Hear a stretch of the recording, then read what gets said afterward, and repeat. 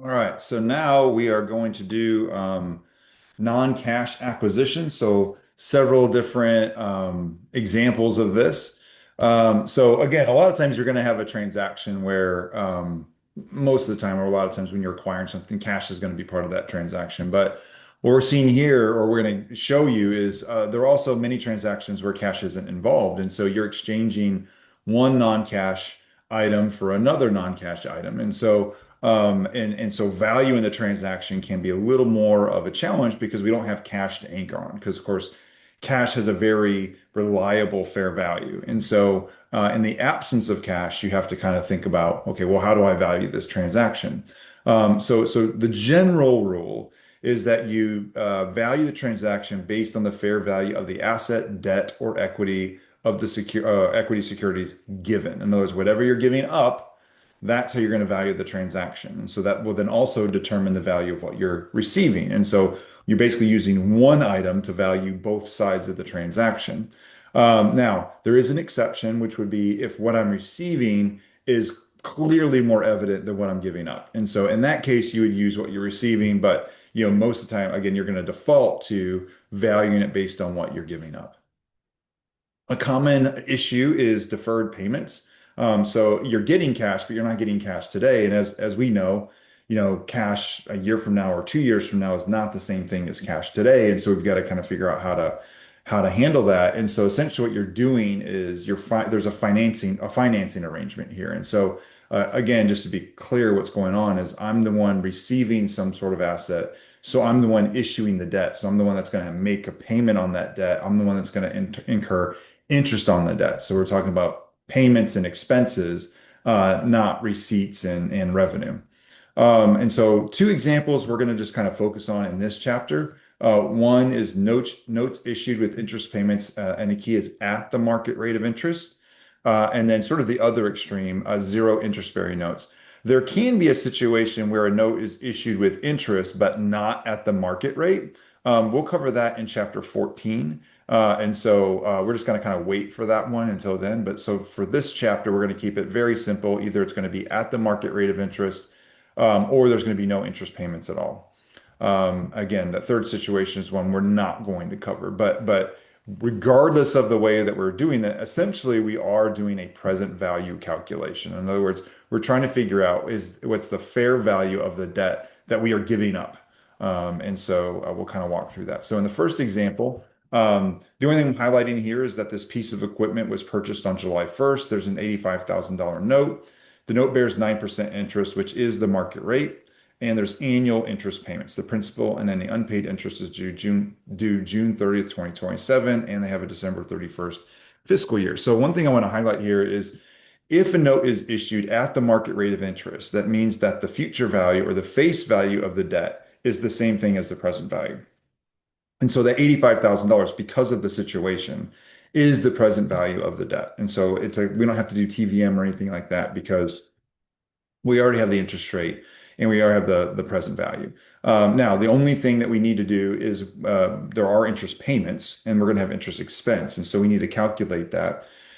And so the annual interest payment, again, this is a contractual obligation to pay interest. It's the face amount times the APR. And so that's $7,650. But of course, we have this mismatch between when the interest payment is going to be due, which will be June 30th, and the fiscal year end. And so, that's 6 months. And so we do need to also kind of understand, well, how do we account for the semi-annual interest expense? Because we're essentially accruing 6 months of contractual interest, but we're not paying it. And so that payable is going to result in an expense. And of course, if it's 6 months, it's going to be half of the annual amount. Of course, if it were 4 months, it would be like a third. If it were 3 months, it'd be a quarter, whatever it would be. But in this case, we're just kind of keeping it simple and noting that half of it is going to be accrued at each fiscal year end. All right. So again, we're just going to kind of keep those numbers sitting there so that we know what to do. The first thing is issuing the note. And again, just to be clear, it's pretty straightforward in this case because the fair value of the note is or the present value of the note is the face value of the note. And again, we use that note, the present value of that note, we use it to value both sides of the transaction. And so that's the value that we would assign to the equipment and the note payable itself. And then the next event in the life of this example is the fiscal year end.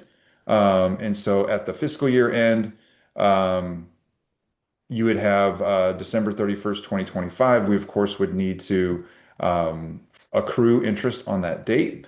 And so looking at that interest payment, of course, we're at the 50% or half of a year. And so we're going to accrue the interest payable. And of course, we're going to then record the interest expense.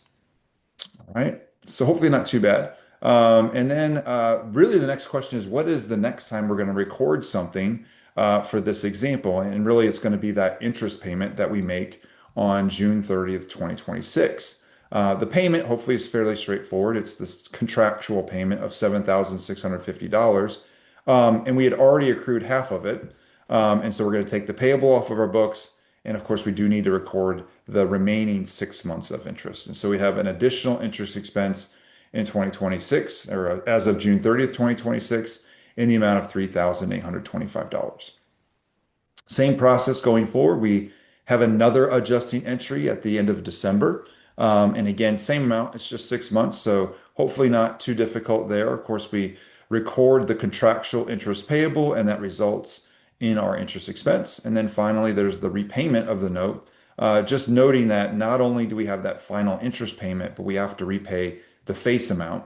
And so, the note comes off the books, we take the payable off the books, and of course, we record that last 6 months of interest expense. Okay, so the next one is a zero interest bearing note example. And so obviously zero interest is not the market rate of interest. The market rate of interest is 9%. And so now we do have a mismatch between the interest rate on the note and the market rate. And so everything else is the same. We've just changed the fact that instead of being an interest bearing note, it's a zero interest bearing note. And so since we're outside of a year, we have to apply the time value of money to this transaction. So we're going to infer a financing arrangement. Again, this is similar to what we did in chapter 6 with revenue recognition. And in the revenue recognition chapter, we were accruing interest revenue. Now we're going to be accruing interest expense. And so we got to think what's driving that interest expense. And so we're going to use TVM in order to do that. And so in this case, hopefully we can kind of do that present value calculation. That's what we're after here. Because remember, the present value of the note is what drives the transaction. And so the N is 2, so we're paying in 2 years. The interest rate is 9%, that's given. The payment in the future date is 85,000. There's no recurring payment, so it's just a lump sum payment at the end. And we value that, we get $71,542.80. And then we use that information to create an amortization table. Now, at least I typically don't push understanding amortization tables too thoroughly in intermediate one, but intermediate two, absolutely I do. So being able to create an amortization table and understanding how one works, you're going to see it several times over the next, several lectures or actually several chapters that we're going to cover. So better to learn it now. So the initial note balance, of course, that's just given by the present value. And then basically after 1 year, so it'd be from July 1st, 2025 to June 30th, 2026. 1 year has passed, but of course, there's no contractual interest payment. But remember, I am incurring an interest expense. Now, I want us to think about this the right way, is this note balance is changing. Essentially, over time, remember, we're inferring in a financing relationship. And so I'm going to owe more and more and more. We're going to talk about how we record that in a minute, but I'm going to owe more money over time. And so that increase in the amount I owe is driven by the present value or the carrying value of the note and the interest rate. And so the increase in what I owe on paper, again, we're inferring this relationship, that results in an interest expense. So 9% of $71,542.80 is $6,438.85. Since there's no payment, that entire expense amount accrues to the note itself. And so this amortization, we're going to talk about this account in a minute, but this amortizes to a specific account. And so as we amortize that account, the note balance is going to go up. And so then in the second year, the interest expense is more because we have a higher carrying value. So the 77,000 and some change is the higher carrying value. We apply the same 9% and we get 7,800 or $7,018. And so after amortizing for 2 years and accruing that interest expense for 2 years, we arrive at the balance on that note. So again, this is an internal process. There's not an external transaction creating this. It's an internal process. All right, so let's record the issuance of the note. Hopefully, some of this is not too bad. One is remember, we use the present value of the note to assign a value to the equipment. And so the present value is $71,543. So that's how we value the transaction. Now, under US GAAP, what we do is we record the note at its face amount. In other words, we don't record this or for the actual note payable account. We don't record this at the present value. Instead, we report it at the face value. And so that difference then, and hopefully this is an account that's a little bit familiar to you, the difference goes into that discount on note payable. Now, this discount has a debit balance, but notice that the post reference is in the 200s. This is a contra asset account. And so when we talk about this amortization process, we're amortizing the discount. And through the amortization of the discount, we will incur an interest expense over time. Again, the amortization process is continuous, and we're going to periodically record that. And so that's our approach to how we're going to handle it. So eventually, this discount balance is going to go to zero. As this discount balance is reduced, the carrying value of the note increases. But again, the face amount never changes. But as this account gets smaller, the net, basically the net total of these two is going to get bigger and bigger and bigger. All right, so we do have an adjusting entry at the end of December. And again, at this point in time, we're sort of in this row right here. And so we'd be focusing on the amount of interest expense that we would accrue over a 12-month period from July 1st, 2025 through June 30th, 2026. Half of that occurs in 2025. And so on December 31st, we need to accrue half of that interest expense, which would be $3,219. And so, of course, that's the interest expense amount. And again, just for clarity's sake, we're amortizing that discount. And so as we amortize the discount, we incur an interest expense from that. So we're basically consuming this discount, and that's creating an expense. Now, a lot of times students do get a little confused on the next one, but I want to just be, so think about what the next journal entry might be and then kind of pause or whatever, and then we'll go into it. But let's look at this. So essentially, the next journal entry is December 31st, 2026. So even though 1 year of the note's life occurs on June 30th, there's no journal entry because there's nothing to prompt that. And so our next journal entry isn't until December 31st, 2026. And so the challenge is, well, how much do we accrue? Because part of this year is in 2026 and part of this year is in 2026. And so essentially we're going to use both of these interest expense amounts in order to get to our total interest expense for December 31st, 2026. And so how much do we accrue? Again, we were going to accrue half of the first year and half of the second year. So in total, we would accrue $6,728. And so again, same accounts, just different amount. Again, we're amortizing that discount, which from that, then we infer our interest expense.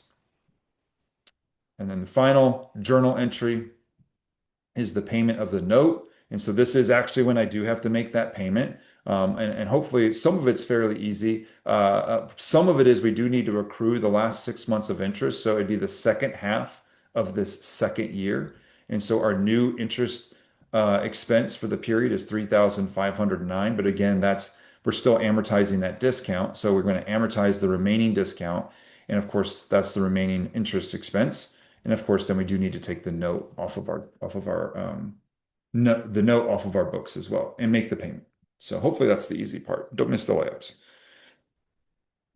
All right, so how would we report this note?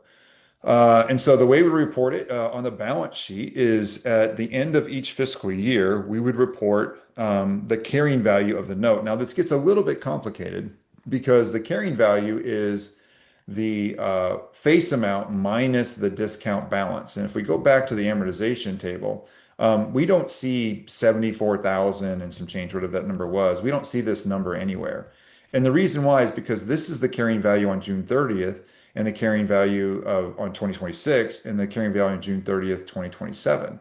But we partially amortized the discount halfway through this. And so really the carrying value is somewhere between these two on December 31st, 2026. And basically it's half of that amount. And so that's where we get the discount balance of 10,238 is again the original balance of 13,000 minus that 3,000 and some change gets us this discount balance. And then we just do the math. The face amount minus the discount balance gives us what we report on the balance sheet. And of course, in 2026, we sort of had the second half of the first year and the first half of the second year, and that updated the discount balance. So the only thing that was remaining in that discount account balance is the second half of the second year, which was $3,509.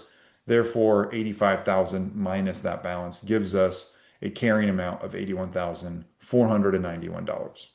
Again, some students struggle to get that number, so hopefully you listen to this several times and you figure that out where that number came from.